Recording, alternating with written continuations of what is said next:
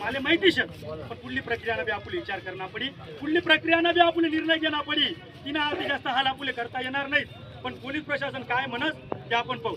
पण आज जशा सरा इथे एकत्र व्हायचे सकाळ या मायबाप जास्तीत जास्त बोलावती त्याने आपलं काम सोडी संतडी हजर व्हावं नाही तर आज जेव्हा सकाळ त्या बिचारा पोलीस स्टेशनला दोन्ही मायबाप बिगर भाकर ना आणि बिगर पाणी न बशी राहतील यांनी काळजी आपले करणी पडी. ज्याला त्यासनी भलाय त्यासनी त्याच्या उपस्थित राहावं. ज्या 4-5 लोकच पा ही केस 6 महिना चाली 6 वर्ष चाली एवढा दिवस आपले सर्वांचे सहयोग करणं पडी. म्हणजे तरुण मित्र मंडळीला बी विनंती शे ज्याला हात त्यासनी हात मारत त्यासनी उभं राहावं, ज्याला हात मारत त्यासनी उभं राहावं, ज्याला जी मदत करता येईल ती मदत त्याची करा. आता पोलीस प्रशासन काय सांगत त्या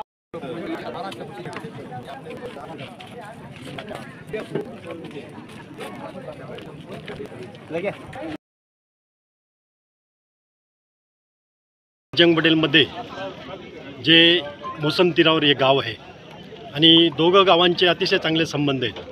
अशा अजंगवडेलच्या गावामध्ये प्रशांत नगर म्हणून एक जो इलाका आहे त्या ठिकाणी रिया नावाची जी मुलगी आहे तिला 15 तारखेला रात्री साधारण 12-1च्या दरम्यान तिला उचलून तिच्यावर काय प्रसंग झाले असतील, तिला काय यातना भोगाव्या लागतील हे सांगता येत नाही. आणि नंतर 2 दिवस तपास केल्यानंतर सगळे नातेवाईक मित्र कंपनी तिचा कसोशीने शोध घेत होते.